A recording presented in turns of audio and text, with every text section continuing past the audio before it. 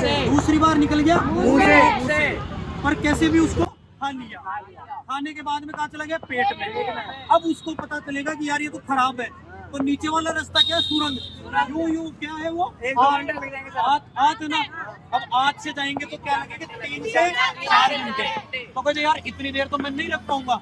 तो फिर पेट के अंदर जो खाना रहेगा ना, वो किसको बोलेगा, दिमाग को। वो किसको बोलेगा, ब्रेन को। ब्रेन को बोलेगा ना। अब ब्रेन को क्या बोलेगा कि यार इसको नीचे नहीं भेज सकता मैं, नीचे भेजूंगा तो टाइम लगेगा, नीचे भेजूंगा तो टाइम लगेगा, और इधर उधर अगर एब्जॉर्ब हो गया तो फिर गड़बड़ हो जाएगी, फिर बीमार हो जाएगा। तो फिर ये क्या करता है, ब्रेन को सिग्नल देता है। अब ब्रेन को सिग्नल देते ही ये ब्रेन क्या करता है कि ऊपर वाले रास्ते को वापस खोल, ऊपर वाले रास्ते को वापस खोल, और वापस खोलते ही फिर अपने को क्या आती है, उबाक, और आती है उल्टी ऐसे, फिर वो पूरा पूरा बाहर निकल जाता है। निकाल दिया ना बाहर, ये तो होगी उल्टी की प्रोसेस। क्या होता है बेटा, अपन देखो खाना खाते हैं ना, तो खाना हमेशा एक ही रास्ते से जाता है, सीधा नीचे नीचे खाना जाता रहता है, वो वापस उल्टा नहीं आता। लेकिन उल्टी एक ऐसी प्रोसेस है जिसके अंदर उल्टा वापस आता है, क्योंकि अपना जो खाने के जो गेट होते हैं ना, ऊपर से खाना ऐसे गिरता रहता है ना, तो गेट एक ही तरफ खुलते हैं, दोनों साइड नहीं खुलते। तो कभी देखा होगा अपन ने खाना खा के अपन उल्टा ऐसे लेट जाए तो खाना वापस थोड़ी निकल जाता है, नहीं निकलता ना। अपन पूरा उल्टा लटका दे तो निकलता है क्या, नहीं निकलता, क्योंकि गेट एक ही बार खुलता है, जाते टाइम, आते टाइम नहीं खुलता। अब आते टाइम है ना, आते टाइम सिर्फ एक ही आदमी खोल सकता है, कौन, ये दिमाग, ब्रेन। अब ब्रेन के पास जैसे सिग्नल जाएगा, कौन देगा सिग्नल, ये पेट को कौन देगा, वो खाना। अरे कहते ये नहीं पचेगा, तेरी हिम्मत नहीं है पचाने की, फिर ये किसको दे देगा, ब्रेन को। फिर ब्रेन उसके कण को खोल देगा, और खोला जैसे ही, और फिर उल्टी आ गई, निकल गया 3 जगह से खाना। अब कुछ खाना ऐसा था जो है ना, खाने में तो अच्छा था, टेस्ट में भी अच्छा था, और थोड़ा थोड़ा पचने लायक भी था, थोड़ा पचने लायक भी था। लेकिन उसको जब खाया था ना, तो उसके अंदर क्या थे, जीवाणु या विषाणु थे। तो वो क्या, पहले तो थोड़े से ही थे खाए, तब फिर जैसे ही खाना पेट में गया ना, तो उस टाइम है ना, वो जीवाणु विषाणु भी वहां पे है ना खूब सारे पैदा होने लगे, क्योंकि थोड़े बहुत थे।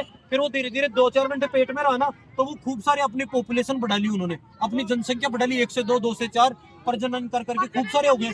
उतनी देर के अंदर तो है ना, दिमाग को पेट से तो वो खाना नीचे सरकने लग गया, और उतनी देर में वो इन्फेक्शन हो गया। फिर क्या बोलेगा कि यार, पेट बोलेगा सिग्नल, तो ऊपर तो नहीं खुलूंगा मैं, तो ऊपर तो नहीं खुलूंगा क्योंकि खाना ही नीचे गया। तो फिर क्या बोलेगा, मल द्वार को बोलेगा कि तू भाई जल्दी खुल, और इस पेट इंटेस्टाइन जो होती है ना, अपनी जो आंत, उसको बोलेगा कि तू जल्दी जल्दी भेज इसको नीचे। तब क्या हो जाते हैं अपने, दस्त। क्या हो जाते हैं, दस्त हो जाते हैं, क्योंकि उसमें क्या होता है, फिर वो थोड़ा बहुत तो पच जाता है, फिर बाद में पछता नहीं है, वो बोलता है कि पचना वचना छोड़, यहाँ पे गड़बड़ हो रही है, इसको निकाल बाहर। तो वो फिर क्या हो जाता है, दस्त हो जाते हैं, है ना। फिर भाई निकाल दिए, दस्त हो जाए। अब क्या हुआ, सब कुछ सही चल रहा था, आपने खाना भी अच्छा खाया, सब कुछ अच्छा खाया, लेकिन आपने खाने के साथ पानी ढंग से नहीं पिया, आपने सलाद वगैरह, फ्रूट्स वगैरह ढंग से नहीं खाए, आपने क्या नहीं खाया, फाइबर अच्छा नहीं खाया। क्या नहीं खाया, फाइबर अच्छा नहीं खाया खाने में।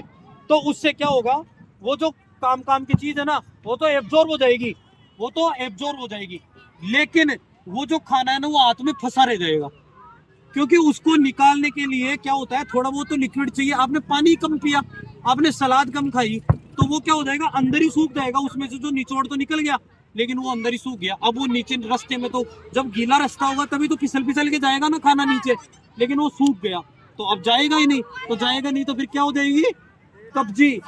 इंग्लिश में क्या बोलते हैं, कॉन्स्टिपेशन। इंग्लिश में क्या बोलते हैं, और हिंदी में क्या बोलते हैं।